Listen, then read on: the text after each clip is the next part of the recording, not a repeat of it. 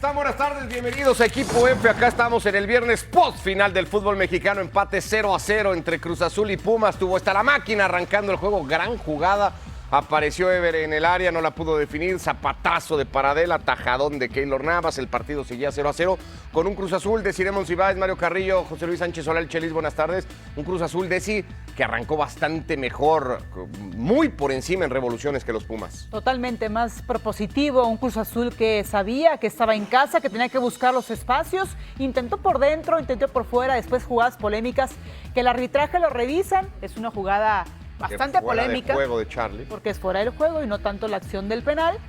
Y después acciones de segundo tiempo que parecía que Cruz Azul propondría más, pero como que se le acaba el gas, hace los cambios Pumas y después llegan esas acciones que casi la clava Morales en ese tiro al travesaño. Qué pelota de Carrasquilla cuando entró el partido. Ayer en la noche, Mario, decías Pumas mal, porque Pumas trató de defender y no defendió bien, pero Cruz Azul lo definiste de inoperante, dijiste de Cruz Azul. Sí, lo que quiero decir, saludo al Chelis, a ver si nos escucha. Sí, ya nos escucha. Siempre tiene problemas con el audio mi compañero, No, pero ya está. lo queremos. Y a Desi. Sí, ¿qué te quiero definir? Se dio, para mí, le dijo la Universidad de México a Cruz Azul, vente, desgástate, que en estos 3/4 de cancha no vas a poder. Al máximo, todo Cruz Azul fue con la pelota dominada superior, se lo concedieron. De 3/4 de cancha, buen funcionamiento. En el espacio de recepción, fuera en el corazón del área, no sabe definir Cruz Azul, no tiene idea cómo. Hubo 3-4 ocasiones en donde se volteaban a ver a quién se la daban. Paradela, sí, tiro de media distancia, perfecto. Llegaban un cabezazo, la agarraba Keylor Navas, pero nunca tuvo profundidad. Jugó al límite. Al límite es buen entrenador, gran entrenador, Efraín Juárez, pero ayer tenían que haberle ganado 3-0. 3-0 tranquilo, ¿por qué? Simplemente le jugó al Canelas. Ten la pelota, atácame, yo aquí defiendo y tengo a Keylor.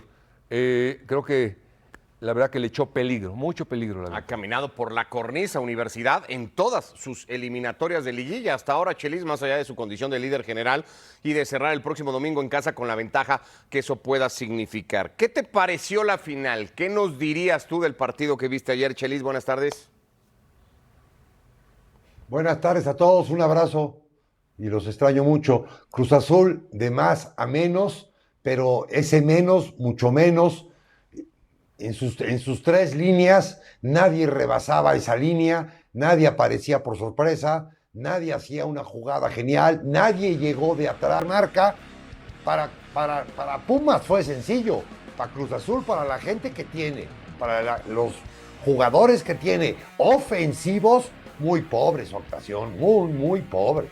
¿Te sorprendió lo de Pumas, que se diera tanto, Chelis? ¿Así lo planea Efraín, como él mismo lo dice? ¿O lo rebasa un poco el partido y de repente se da cuenta que Cruz Azul está mucho más encima de lo que tal vez había calculado el técnico universitario?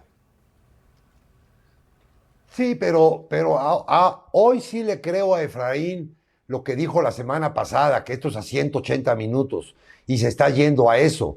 El estadio, lo que va a suceder el domingo sí le favorece a Pumas. ¿Cuánto? Hasta que Cruz Azul se ponga a jugar fútbol. Hasta ahí le va a favorecer el estadio. Mientras tanto, a eso apuesta el señor Efraín, porque ayer era replegarse ante un equipo que nunca tuvo una idea clara a la ofensiva, no la tuvo, y tiene grandes jugadores. Pero esa es la función de Pumas, ¿no, Ricky? Porque no tiene profundidad de banca. Los jugadores que están en la banca esperando una oportunidad son de talla defensiva, Benevendo, Esta vez se guardó Azuaje, a Carrasquilla como un revulsivo Carrasquilla, importante, que ¿no? de hecho en la conferencia de prensa decía, Carrasquilla tiene que entender que no estaba para iniciar esta serie, lo mete, cambia la postura de Pumas, estamos hablando de ese cambio al minuto 65, 70, donde empieza a desdoblar, es el poste que hace Morales, pero pareciera que pretende como que jugar los 180, ahora ya 90 que le quedan, pero con lo que tiene, es decir, no tiene tanto de dónde buscarle y rebuscarle para una táctica diferente, para un plan de juego diferente, en el cual por eso le resulta un sabor dulce el empate contra Cruz Azul en el Estadio Azul. Visto lo visto, en el partido de ayer y con la liguilla que también nos debe servir hasta cierto punto de parámetros, Mario. ¿Qué partido ves el domingo? Sí, bueno, todos lo sabemos. La universidad va a ir con todo, ahora, con todo. Y me atrevo a decirte que es más claro ofensivamente que Cruz Azul. Pero esos espacios le van a favorecer a Cruz Azul para sí poder atacar, o más bien contraatacar. Ahí es lo que veo. Veo un equipo que va a atacar Pumas, ahora sí va a contraatacar Cruz Azul, y Cruz Azul en el contraataque es más peligroso. Évere es más peligroso en contraataque. Por ejemplo, ayer Rotondi no tocó la pelota, Rotondi. ¿Por qué? Porque el espacio era muy reducido y a él le cuesta trabajo en ese espacio reducido encarar. Pero cuando llega de atrás es más operante. Eso es que le faltó abrir la cancha. No tiene jugadores para abrir la cancha. Rotondi juega como lateral, no tiene extremo derecho, pues juega con lo que tiene. Pero con lo que tiene jugadores profundos que no lo supo capitalizar ayer. Más que por supuesto que fue un acierto el 0-0, pero más que una buena defensiva de Pumas, fue en verdad inoperante Cruz Azul. Cruz Azul no pudo definir, pero no tiene gol Cruz Azul, Chelis, y no es que lo vaya, porque yo creo que las situaciones las generó, yo creo que fue mucho mejor Cruz Azul que Pumas, pero no sé cómo va a ser para encontrar los goles el domingo. No me sorprendería que Cruz Azul vuelva a tener más iniciativa que Universidad, pero el problema de la definición va a seguir siendo el talón de Aquiles, digamos, en el equipo de Wiki. Hombre, no sé si esté el señor Toro o no esté, pero quitémonos de eso. Su gente de media cancha tiene gol, pero si no pisan el área, si no se hacen el espacio para poder combinar y tocar el área, pues la bola les queda muy lejos a estos grandes jugadores para poder disparar a gol. Cruz Azul tiene que entender y tiene que hacer una autocrítica el señor Wiki y sus jugadores, que de esta manera su partido va a seguir siendo inoperante. La gente del medio del Cruz Azul es la que debe de meter gol. Pero bueno, yo vi a Palavecino pisar el área, a Charlie pisar el área, a Paradela pisar el área. Sí, Lo que pasa es que no la pudieron definir. Se cuestiona por qué dejaron de usar, por ejemplo, el tiro de media distancia. Encerrados. Sí, o porque usó esa jugada que hizo Eso. Charlie. Solo patearon la de Paradela del primer tiempo, Esa no es una. volvieron a patear después. Y luego en el segundo después tiempo. fue la Esa de es una Charlie realidad. Rodríguez, que de hecho el profe Mario tiene unas jugadas muy buenas que va a explicar cómo funcionó el plan de juego de Pumas y cómo funciona el plan de juego de Cruz Azul. ¿Cierto, profe? Porque ¿Cómo te se promociona veía... Desi? ¿Cómo te No, quiere es Desi? que, ¿Viste? no, yo lo que quiero decir es que es muy explícito en la manera de descifrar el plan de juego de Pumas, que fue más de esperar, y de Cruz Azul, usando la segunda línea que dice Chelis, pero que lo usó en los primeros minutos y lo dejó de hacer en todo el partido. No, gracias ayer. Mira, por ejemplo, esta jugada define lo que fue el partido. Ve este 3 contra 2. Mira, esto, si no lo sabes hacer, si no sabes jugar 3 contra 2, espérame, ya no entendí entonces. Ventajas que dio la Universidad de México.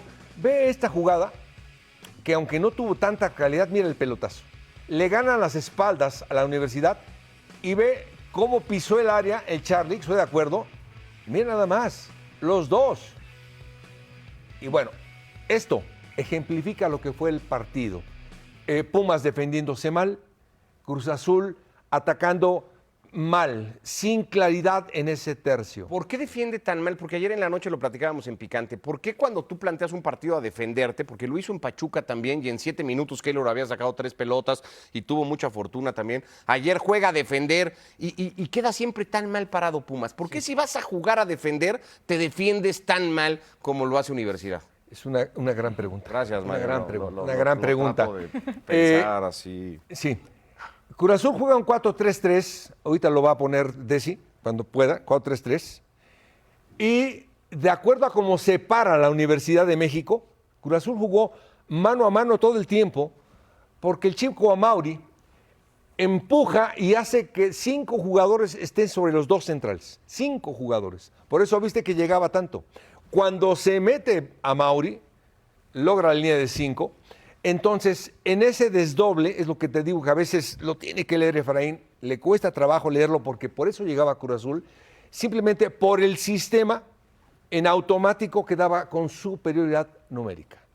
Y ahorita lo vamos a ejemplificar. Sobre todo con también Cuando el cambio del plan de juego de Efraín, cuando vemos a Trigos en la contención junto con Vite, es manera de empezar esos dos contenciones muy clavados y ese desdoblamiento que dice de Cruz Azul Mario, cuando subía del lado derecho Márquez, Campos del lado izquierdo, Rotondi un poco más como continuando esa segunda línea con el delantero. Y lo vamos a explicar aquí perfectamente, hablando primero de Cruz Azul, cuando García empujaba, lo que dice Mario, empujaba a Palavecino, a Rodríguez, Evere como esa punta, aquí lo vemos. Si le pones en los puntitos. Claro que sí, ahí está.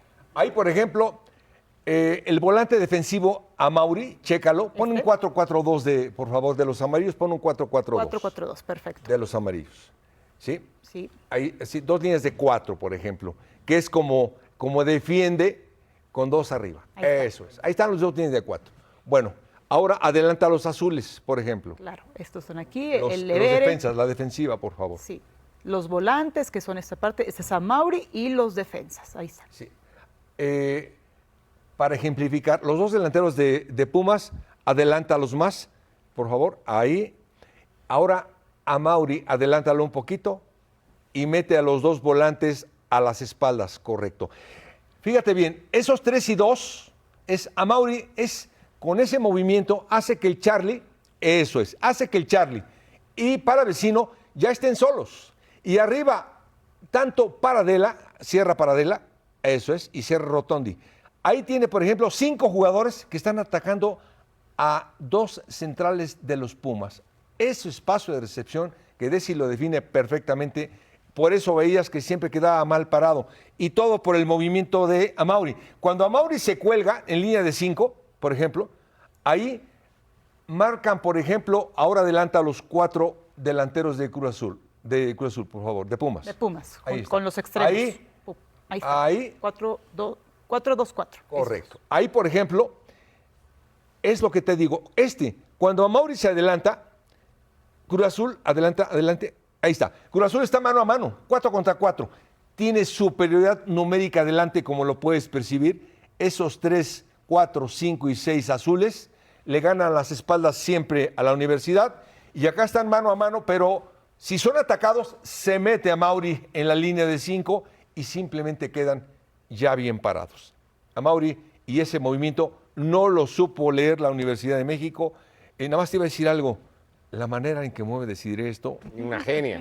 Yo no y podía le va a aportar hacerlo. algo más, Desi, algo más que viste Sí. que tácticamente marcó también el resultado. Perfecto, no, al final lo hice muy bien. Esa falta de detección de Efraín Juárez en ese movimiento que hacía Mauri le deja este espacio en el centro. Por eso el partido era muy predecible, un poco aburrido en la segunda parte. Al final, esos espacios que era básicamente brincar Dijiste las que líneas. te durmió a ratos la final. Ya después del minuto Fuiste 60, muy dura. Algo así. Y mira, el baloncito, ¿qué sucede? Es como intentar la inoperancia de Cruz Azul que fue en ese sector y después Pumas identificaba con la entrada de Carrasquilla y ahora sí el balón hacía esto. ¿Qué sucede? El balón brincaba línea por línea y por eso el partido se volvió muy predecible. Es lo que puedo agregar con ese funcionamiento táctico de mover las piezas cuando trataba de ofender Pumas y cuando seguía intentando Cruz Azul, que no fue efectivo. A ver, aprovechando que tenemos a los 3, Chelis, ¿cómo ves todo este asunto táctico de pizarrón que plantean Desi y Mario? Que yo lo resumiría, estas 2 grandes explicaciones, las resumiría, que las 3 filas, 1, 2 y 3, defensas, medios y delanteros, alguien tiene que meter el desorden. Alguno de las 4, de las 3 líneas, tiene que meter el desorden al ofender, no ser tan predecible, pero fueron demasiado predecibles. Y ante un marcaje totalmente predecible, mete a alguien que haga un chiste, que se quite la camiseta, que escupa en el suelo, algún desorden haz para que todo se modifique, pero no hubo desorden, no hay desorden. Por ejemplo, lo que acaba de decir Chelis, esta línea de 4 amarillos, haz la línea de 4 normal. Claro. No, los 4 defensas, perdón, te dije mal. Los 4 defensas, ciérralos, por ejemplo. Aquí en el ancho del área grande. Ahí están. Con esos 4 defensas, Pumas y con Keylor controlaba, porque los 5 se estrellaban con esos 4 y ellos se paraban al fin, pues a ver, pues ahorita que llegue. Y después, en ese se llama detener la jugada, retardar. ¿Qué hacía Carrillo? Regresaba a máxima velocidad. Antuna regresaba a máxima velocidad por la derecha, por la derecha, ahí está. Regresaban a máxima velocidad. Correteando futbolistas de Cruz Azul. Exactamente, y buena con parte de todo eso el partido. anulaban a Cruz Azul. Bueno, vamos a escuchar esto en lo que fue el tema de cancha, de fútbol, de partido, de lo que vimos, del empate a 0. Hubo un par de jugadas, sobre todo, que de alguna manera condicionaron el tema del que se había hablado mucho en la previa del partido, que era el del arbitraje. 2 jugadas del lado de Cruz Azul que se terminaron pues marcando el fuera de juego previo al penal que se había señalado y luego la jugada de Duarte que no se terminó señalando, creo yo, casi todos correctamente, sin la tarjeta roja. Escuchamos a Efraín Juárez después del partido, el técnico de Pumas, que juega un partido aparte en salas de prensa, muy mouriñista, muy Aguirre, muy sabiendo el discurso que quiere ir a llevar y trasladar a los medios en la sala de prensa. Alguna vez Guardiola se refirió a Mou como es el amo de estos lugares. Efraín no se maneja mal en esas instancias, ¿eh? Lo que sí me sorprende de una institución tan grande como Cruz Azul, pues de las más importantes y grandes de este país, quieran tratar de sacar siempre ventaja de circunstancias cuando en esta liguilla los que más han sido beneficiados son ellos.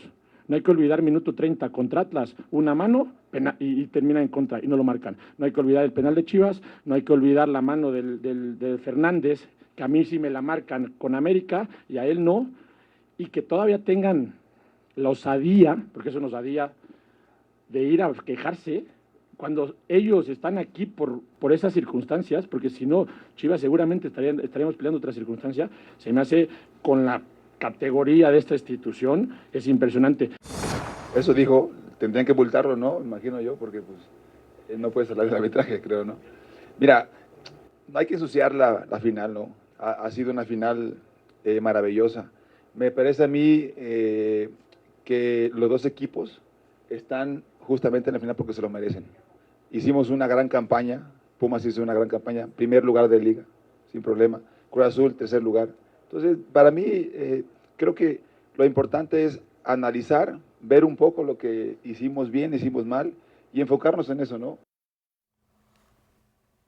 Ahí están, Efraín Juárez y Joel Wiki, mucho más político lo de Joel, pero lanza el, pues que lo multen, ¿no? Porque ¿qué hace hablando de arbitraje? Una final que no ha logrado desmarcarse de todo este tema arbitral por cómo venía condicionada. Igualmente en la liguilla, lo que pasó con Pumas y Santander, lo que intentó hacer Cruz Azul para el partido del próximo domingo, que no terminó por prosperar o por salirle bien al conjunto de la máquina. César Caballero, ¿cómo anda César con nosotros en esta edición de Equipo? Porque Cruz Azul parece haber dicho, bueno, lo del árbitro no me lo quisiste cambiar, pues ahí te va una nueva. ¿Qué vamos a hacer con Efraín Juárez por lo que dijo ayer en la noche? Y entiendo que Cruz Azul ha presentado una nueva protesta. Buenas tardes.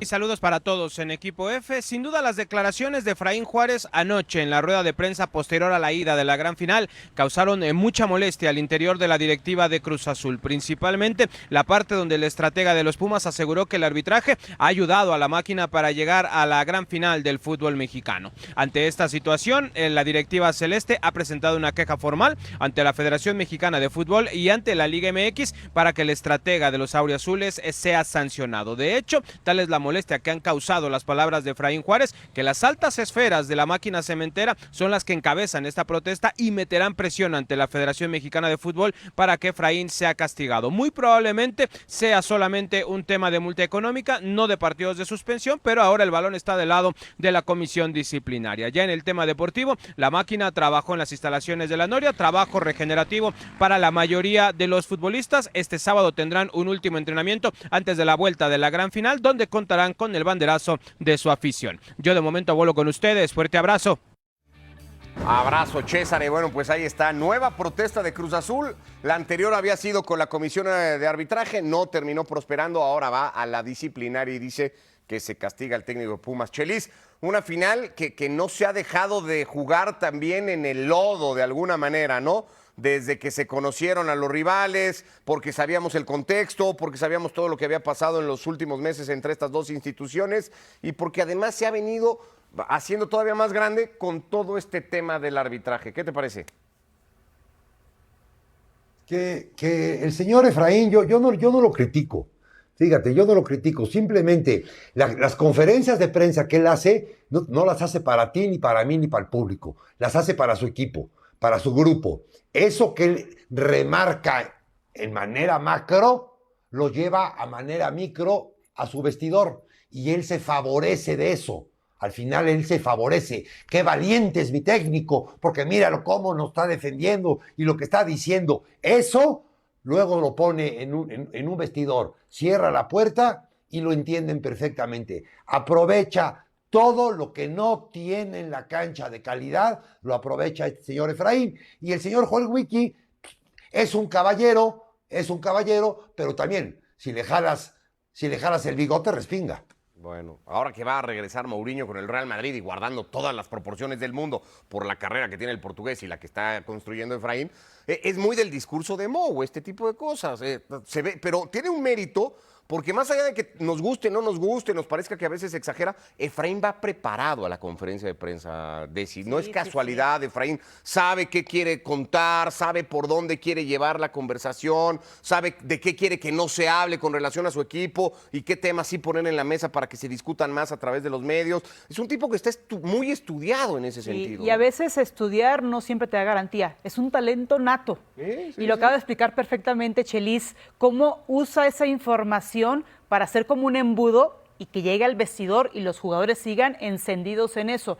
Yo también lo veo como una ligera cortina de humo. Sí, porque claro, lo es, no por te vas supuesto a que ir, lo es. no te vas a ir a la táctica, no le vas a cuestionar por qué esperaste, por qué tienes poca profundidad de banca, por qué decidiste utilizar a Trigos en lugar de Carrasquilla. Ya puso el tema arbitraje es en la mesa. simplemente el arbitraje y que se fue directamente la mira hacia Cruz Azul. A decir, a Cruz Azul lo trajeron de la mano a la final. Y ahí es lo que ha denunciado Efraín. Pones la papa caliente, la pones en el escritorio de Cruz Azul y Cruz Azul, ¿qué hace? Pesca eso y dice, yo también tengo argumentos, fui propositivo, no la casqué, no fui contundente, pero voy a ir a la comisión y voy a decir que eso es una multa. Es como tratar de evitar que la papa caliente muera en tu terreno. Si Cruz Azul le mete 2 o 3 ayer a Pumas, como tal vez la inercia de partido marcaba, pues a lo mejor deja pasar la de Efraín y ni siquiera mete protesta con el 0-0, pues dice, pues en una de esas, por ahí ni dirige Mario, ¿no? El domingo se ve muy difícil, ya lo ha contado César, sería multa económica, no lo van a dejar fuera del partido, pero se ha ensuciado mucho la final, esa es una realidad. Sí, se ha ensuciado mucho. Yo, por ejemplo, a mí no me gusta cómo habla Efraín, es decir, es mi hijo, lo quiero mucho, pero no me gusta cómo declara porque somos diferentes. Cuando se meten con el arbitraje o se meten con mi equipo, yo lo único que le puedo decir así, me estás hablando a mí de arbitraje cuando tú cambiaste el árbitro la semana pasada. Y con eso tienes, nada más. Y después te enfocas, ensalzas a tu equipo, qué buen esfuerzo, qué bien lo hicieron, que Leo es el mejor del mundo, y ahí te vas. Pero no meterte con el arbitraje porque tenemos nosotros, por ejemplo, un compañero, Lalo Bricio, yo estaba arriba haciendo mis jugadas que presentamos y le dije a Lalo, oye Lalo, este árbitro, ¿por qué se equivoca en esto? Y volteó y me dijo, oye, ¿ustedes no se equivocan los jugadores? ¿O tú como entrenador te equivocas? Y yo, sí, tienes razón. Todos nos equivocamos. ¿Se equivocó ayer el arbitraje? Hay 2 jugadas, ¿no? Creo que son la de el fuera de juego y luego penal sobre Charlie, que si penal o no penal, que al final se marca fuera de juego, y la de Duarte, que algunos dicen, yo no la veo como roja, no sé si alguno de ustedes cree que había elementos para expulsar al defensor de Pumas. No, para mí no es roja. Creo que ni decide amarilla, es un raspón habitual del fútbol, él despeja, quiere incluso, por el tiempo, van los dos chocando, recoger un poquito la pierna y se lleva el empellón paradela, hasta hay una marca en el muslo. Sí. No, simplemente ahí está la indicación, hay que tener cuidado, bien. ¿Y el fuera de juego? Lo del fuera de lugar, pues está la tecnología donde el último que toca el balón es Trigos, no el futbolista. Correcto. Ahora, rapidísimo, lo del penal, pues no era porque para mi parecer creo que se deja caer Charlie, que ya no es válido porque ya era fuera de lugar. Entonces creo que fueron acciones muy concretas. Chelis, ¿cómo viste las 2 jugadas? Que fueron peor los 22 jugadores que el árbitro. Y mira que está cañón decir lo que te digo, ¿eh? Fueron peor que el trabajo del árbitro. No el ves. árbitro verdaderamente nada, ni decir de la cantidad de veces que uno se defendió y el otro no supo atacar. Venga. Bueno, pues ahí está. Cerramos el capítulo de la final de la ida. Por lo menos nos metemos con el asunto de selección. Hoy juega México contra Ghana. Ya nos dirá Chelis cómo anda la gente parando el tráfico en Puebla, ¿no? Para llegar hoy al estadio, quiero pensar. Pausa y venimos. A la final de la Pocal este sábado en ESPN Deportes en la plataforma de ESPN Plus en punto de las 2 de la tarde, tiempo del Este, 11 del Pacífico, el campeón de liga, el Bayern Múnich, ante el campeón reinante de la Copa en Alemania, el Stuttgart. Pues es, al tener liguilla, tenemos que traer jugadores que ya no tienen actividad y otros que siguen en actividad y que bueno, que están en buena forma, y por supuesto estamos muy pendientes, mi cuerpo técnico y yo, en los partidos, los hemos visto todos, han acudido al estadio mis colaboradores y tengo informes, por supuesto, hay que tomar buenas decisiones por el bien del fútbol, por el bien nuestro porque ya lo dije el otro día, ¿no? Aquí no hay nadie que esté seguro de momento, y en ese sentido me gusta que levanten la mano, ¿no? Y esto para mí es un orgullo porque hace tiempo que no veía tanta ilusión por estar en la selección, ¿no? Dejó de ser una carga para ser un orgullo estar aquí. Bueno, Javier Aguirre en conferencia de prensa ayer en la previa del partido, una conferencia de prensa en donde también ha vuelto a abrir de alguna manera esta media especie de caja de Pandora o de polémica, porque a pregunta concreta de si todavía hay algún futbolista de Cruz Azul o de Pumas que pueda ser convocado para jugar la Copa del Mundo, Javier ha dicho sí. Y entonces como que ya no se entiende, pues entonces ¿para qué te los llevaste antes y todavía vas a convocar a algunos que siguen jugando, no, Mario? Eso lo podrán protestar algunos de los que ya están eliminados, como por ejemplo los de Chivas, pero bueno. Ya lo sabíamos, lo hablamos hace un mes, sí iba a convocar, voy a convocar a estos, pero si, por ejemplo, en esta final vemos sobresaliente a López, a Trigos, a Carrillo, que de repente Carrillo burle a 10 y dices, caray, no tenemos jugadores como Carrillo. Oye, Carrillo, discúlpame, sí, directiva, yo mando, yo soy el presidente, dame a Carrillo, por favor. Bueno, por supuesto, hombre, no. Él puede hacer hasta lo último porque él es el que manda. Bueno, vamos a ver qué nos cuentan de eso John Sutcliffe, León Lecanda, allá en Puebla, en el marco del partido, insisto, porque más allá del juego y también hay cosas que hablar del partido hoy ante Ghana, yo me quedo con esa declaración, John León, porque no me imagino si Javier convoca a Charlie, a Marcel Ruiz, a Jordan Carrillo, ¿dónde van a ir a pegar el grito los futbolistas que se quedaron, los clubes que se quedaron sin futbolistas para la liguilla de instancias previas, ¿eh? Sí, a ver, lo tomo, Ricardo, un fuerte abrazo, saludos a todos. Yo creo que, como dice Mario Carrillo, Javier Aguirre todavía tiene algunos comodines, algunas posibilidades de modificar la lista final el 1 de junio. Lo que te puedo decir, Ricardo, es agregando esos nombres. Tú hablas de jugadores de Pumas, de Cruz Azul, de Toluca. Yo te diría con menos posibilidades un Everardo López de los Diablos Rojos, un Jesús Alberto Angulo, porque no tiene ese central por izquierda suplente de Johan Vázquez. Y John, está claro que por ahí todavía puede haber sorpresas, pero mientras no deje a ninguno de los 12 seleccionados de Liga MX fuera de la lista final, yo creo que nadie va a protestar. A ver, el Vasco lo dijo muy claro, él tiene hasta el 1 de junio, él es el que manda, él pone las reglas, tal es que fue el que dijo, a ver, ¿cómo que va a haber una final en Puebla? No, la mandan a la Ciudad de México, yo tengo un plan, una manera de trabajar para los mismos partidos y el horario, y eso fue lo que ocurrió. Yo lo que les quería comentar, que ya se los puedo confirmar, lo que mencionaba ayer, en un ratito más va a haber un comunicado donde FIFA con CONCACAF ha sancionado a la selección mexicana por el grito, seguramente es el partido de México contra Portugal, y desde ayer me habían dicho que iba a haber una sección arriba en el estadio sin público. Es decir, si vendieron el 92% de los boletos, un 8% no se puede vender por sanción de FIFA. Hoy ya puedo confirmar que en el transcurso de la tarde de hoy habrá un comunicado explicando exactamente qué es esa sanción. Es muy claro, León, que FIFA está ocupada y muy preocupada que el 11 de junio que le paren los partidos, John. Lo vea todo el mundo. Si lo preocupa tanto que le paren lo los que partidos, sucede, Ricardo, que no lo sancionen económicamente porque eso no les importa. Mira, que le paren un partido, a ver si le preocupa tanto a FIFA. Ricardo, está bien. No se nos Yo ha querido creo que parar. puede ser que por primera vez pase en un mundial. Pero mira, Ricky, te voy a decir una cosa. Cuando paran los partidos, piensa en el América Nashville esta temporada cuando las Águilas fueron eliminadas en la CONCACAF Champions Cup. Lo pararon. Lo pararon 4 o 5 veces y la gente se pero pone el peor. protocolo La gente dice se que pone lo peor. tienes que suspender. Entonces, a ver, esa León, no... el protocolo dice No, que de si acuerdo, al tercer de grito acuerdo. siguen, lo suspendes. Sí, Y no pero se si quedan atrevieron a 3 hacerlo. minutos, ¿sabes Pero operativamente, Ricardo, operativamente tú cómo sabes vas que esto es por un 3 minutos? negocio, Claro, es decir, no lo puedes parar. Es un negocio. Bueno, pero está muy entonces fácil. dejémonos de Que lo hacer paren, ¿qué tontos van a con parar? multas económicas que no le importan a nadie. No, bueno. A ver, puede ser que en algún momento dado, por primera vez, ese grito sí afecta en la cancha a la selección mexicana. Sí, Puede ser que si por paras un primera vez partido- FIFA sí lo decida. Lo que sí sé es que hay una sanción que la van a explicar en el transcurso. Que lo ideal es parar el partido y sigue el grito y pierde, sí.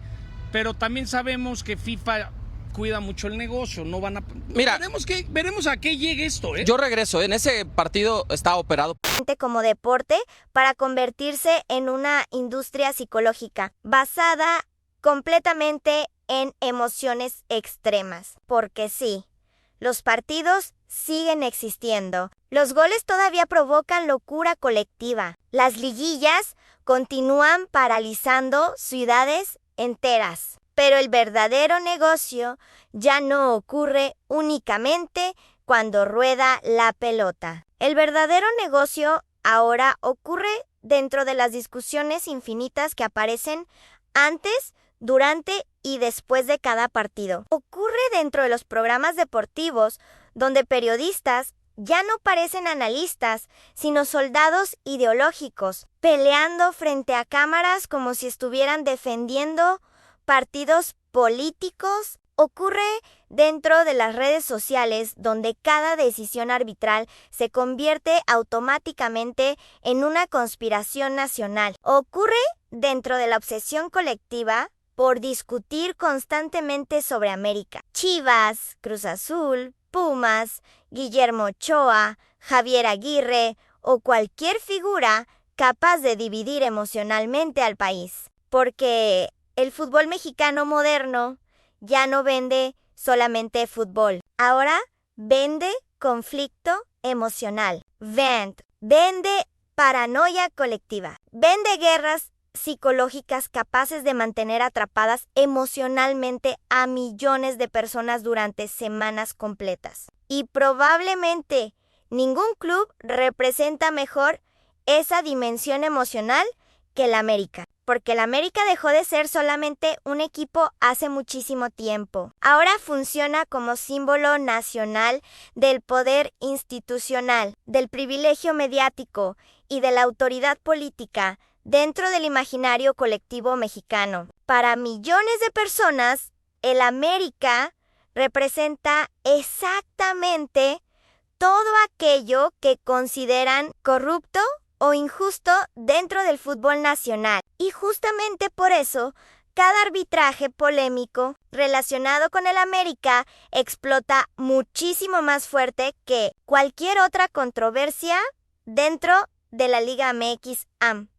Porque ya no se interpreta únicamente como un error arbitral normal. Se interpreta como evidencia emocional de una conspiración gigantesca. Inmediatamente aparecen teorías, inmediatamente las redes sociales explotan, inmediatamente los programas deportivos comienzan a hablar sobre miedo institucional, protección arbitral y corrupción estructural. Y honestamente eso revela algo gigantesco en el fútbol mexicano moderno. Las emociones ya pesan muchísimo más que los hechos reales. Incluso cuando existen videos, reglamentos o explicaciones oficiales, muchísima gente continúa creyendo exactamente aquello que emocionalmente necesita creer, porque el aficionado moderno ya no busca solamente información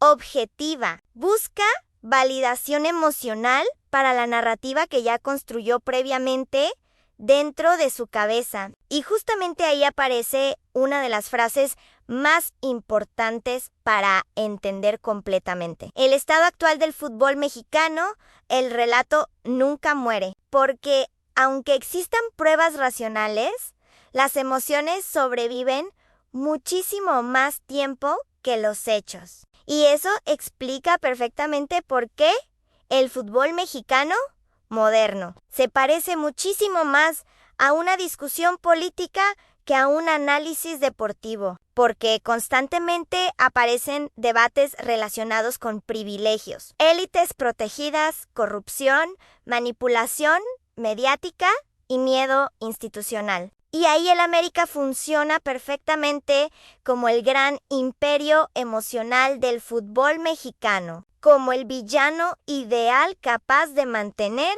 viva la indignación colectiva permanentemente. Pero aquí aparece algo todavía más impresionante, porque los propios medios alimentan permanentemente toda esa dinámica emocional. Los programas deportivos entendieron perfectamente que la indignación genera muchísimo más audiencia que el análisis táctico. Por eso exageran conflictos, teatralizan polémicas y convierten cualquier situación en una guerra emocional gigantesca, porque el negocio ya no consiste únicamente en informar, el negocio ahora consiste en provocar emociones extremas. Y mientras más enojo exista, mayor será la audiencia. Mientras más caos emocional aparezca, mayor será la interacción. Mientras más peleas existan, más dinero genera el espectáculo. Por eso, muchísimos comentaristas ya ni siquiera parecen periodistas deportivos. Parecen líderes tribales defendiendo ideologías específicas frente a millones de seguidores emocionalmente involucrados. Y justamente ahí aparece otra verdad brutal del fútbol mexicano moderno. Los programas deportivos ya funcionan exactamente igual que reality shows nacionales. Existen personajes, existen provocadores profesionales, existen héroes emocionales, existen villanos permanentes, existen conflictos diseñados específicamente para producir consumo psicológico masivo. Y lo más impresionante es que muchísima gente ya consume esos programas no necesariamente para entender fútbol, sino para experimentar emociones intensas diariamente. Porque el aficionado moderno ya no quiere únicamente análisis táctico, quiere adrenalina emocional permanente, quiere sentir rabia, quiere discutir, quiere defender colores como si estuviera defendiendo una parte fundamental de su propia identidad personal. Y justamente por eso las redes sociales transformaron completamente la experiencia emocional del fútbol mexicano. Antes, las discusiones terminaban después del partido. Ahora, jamás terminan. Ahora cada polémica puede sobrevivir semanas completas, alimentándose de memes, videos, insultos y teorías conspirativas interminables. Honestamente, eso también explica por qué el arbitraje se convirtió en el combustible emocional más poderoso de todo el ecosistema. Porque el arbitraje dejó de funcionar únicamente como herramienta deportiva hace muchísimo tiempo. Ahora funciona como máquina nacional de indignación colectiva. Cada decisión importante provoca explosiones emocionales instantáneas. Cada revisión del VAR genera sospechas masivas. Cada penal polémico se convierte automáticamente en tendencia nacional durante horas completas. Y justamente ahí aparece una contradicción brutal del fútbol mexicano moderno. Muchísima gente asegura estar cansada de hablar constantemente sobre árbitros, pero al mismo tiempo el arbitraje produce algunos de los momentos más virales, más intensos y más emocionalmente adictivos dentro de todo el ecosistema futbolístico nacional a Eso ocurre porque el arbitraje alimenta perfectamente la necesidad colectiva de construir víctimas y villanos. Porque cuando un equipo pierde debido a una jugada polémica, el aficionado obtiene inmediatamente una explicación emocionalmente cómoda para soportar la derrota. Ya no se trata solamente de aceptar que el rival jugó mejor. Ahora, existe un enemigo externo perfecto sobre el cual descargar toda la frustración emocional acumulada. Y justamente por eso, las discusiones arbitrales jamás terminan realmente, porque el sistema completo aprendió perfectamente cómo monetizar el enojo colectivo. Pero honestamente el problema ya es muchísimo más profundo que solamente el arbitraje, porque el fútbol mexicano moderno convirtió absolutamente todo en espectáculo emocional extremo. Las ruedas de prensa parecen debates políticos, los programas deportivos parecen reality shows, las redes sociales funcionan como campos de batalla ideológicos y los aficionados participan diariamente dentro de guerras emocionales gigantescas relacionadas con jugadores, periodistas y directivos.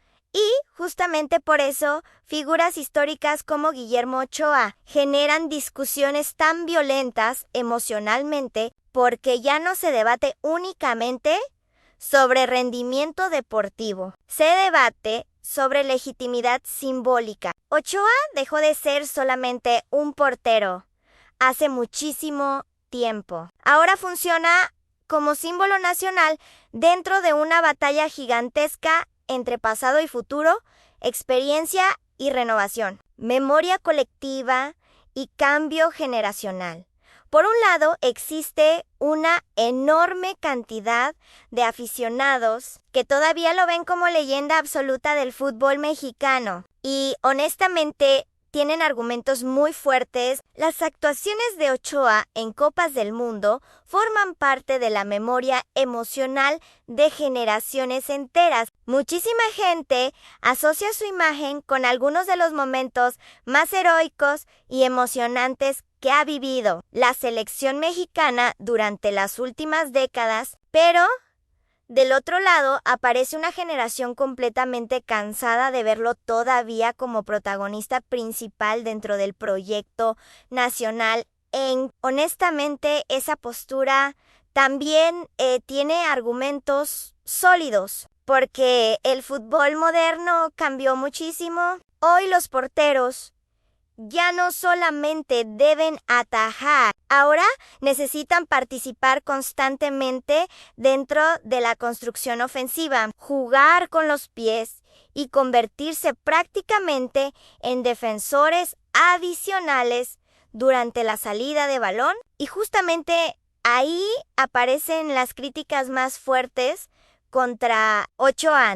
Muchísimos aficionados sienten que los jóvenes ofrecen herramientas muchísimo más modernas para competir internacionalmente. Por eso, nombres como Raúl Rangel, Carlos Acevedo o Alex Padilla generan tantísima expectativa. Representan renovación, representan esperanza, representan la posibilidad de comenzar finalmente una nueva etapa dentro de una selección mexicana que muchísima gente considera emocionalmente estancada desde hace años, pero al mismo tiempo existe otra realidad imposible de ignorar. Defender el arco de México implica presión psicológica